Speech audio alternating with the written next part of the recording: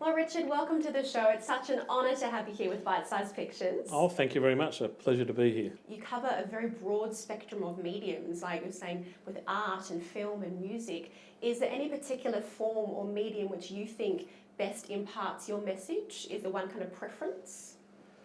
I work in a lot of areas. I work in writing, music, theatre. I do a lot of public speaking. I do a lot of facilitating the voice of other people. Mm-hmm. I think the best medium for me at this point is facilitating the voice of others, to creating, helping develop other artists.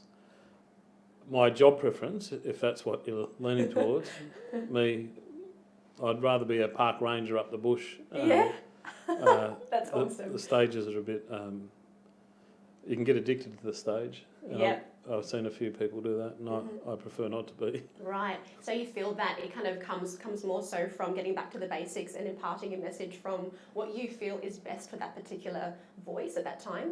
Yeah, I think so. It's I mean, I've had a lot of success in plays. I've made films that have contributed to the Prime Minister of this country, John Howard, the former Prime Minister, being investigated and have findings against him by the United Nations.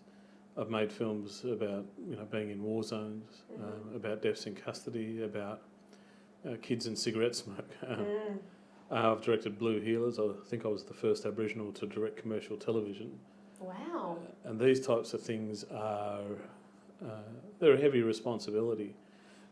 I mean, now we're getting non-Aboriginal people, Aboriginal people directing films without Aboriginal subject and content matter, and that just didn't happen in my day. When you were like making your mark in the industry, how did you essentially, I guess, make your break to actually be where you are now?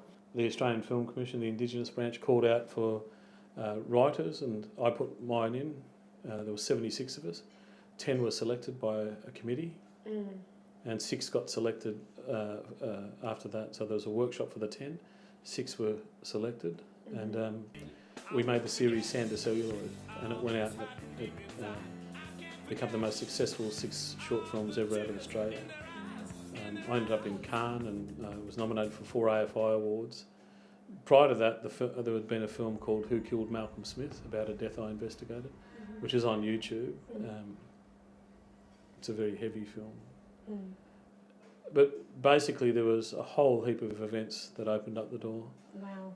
People say, if you'd been non-Aboriginal, you probably would be in Hollywood. Again, haven't you? I won some awards at Black Hollywood. I like who I am now. I don't need Hollywood.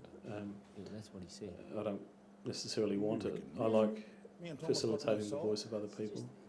And I'll make this film at the end of the year with Rolf and Tate and a few other mates and tell that story. It's a story about people who died in custody and what it does to a bloke doing that job. I don't know, I might make another one. I'm not sure. It seems like you just have so many projects going on at the moment. It's wonderful. So when it comes to managing your time and your energy and the weight, I guess, which each project requires, how do you manage all that yourself? Like with having to time manage all these areas? It's very, very difficult managing everything. But I have an office here as the head of the Willen Centre here in Melbourne at Victorian College of the Arts. And I have 4 staff here. I have Deborah Crabe, who's my office manager in my own company at home. And I've got 3 wonderful kids at home who manage me, and my partner. And we work very hard to make sure we've got high quality family time. So I spend a couple of nights in Melbourne, most of the time up the bush with the family. If I go interstate, I try and raise enough money for them to come with me. Out of school hours, of course. So we see the quality time as the most important time. And I've got a wonderful circle of friends who are both of lots of different cultures, and they contribute to my life and prop me up when I think I'm going to fall over. I mean, my philosophy, if you're interested in this, is when life slaps you down, you just get up and slap the bastard back. There's no point in staying down. Just stay down, get your breath back, and slap it back. That's amazing. Well, you've said these very poignant things throughout our conversation today, but just maybe to perhaps for our emerging artists, what some words of golden nuggets, like little words of wisdom, which you can give them just to keep fighting, just to keep going, even when they do get slapped down by reality? Yeah. There's been so many times I guess it's know why you're making your art and knowing that how powerful art is. I mean, have a look at how the Nazis represented Jewish people in 1933, putting up posters and dehumanising them. How Aboriginal people were dehumanised in image representation as well. How women were belittled and made small and made out to be subservient. Have a look at those and realise the power of image. Work out how these major companies twist your mind and make you think. The media can have you thinking, as Malcolm X says, that the oppressed are the problem. And it's simply not the case. Find the truth, read between the lines, write between the lines. If you look at the stars, see the story between the stars, not necessarily the stars themselves. The idea, I mean, a camera is it's more powerful than a rifle. It's more powerful than a nuclear bomb. It'll leave a lasting effect.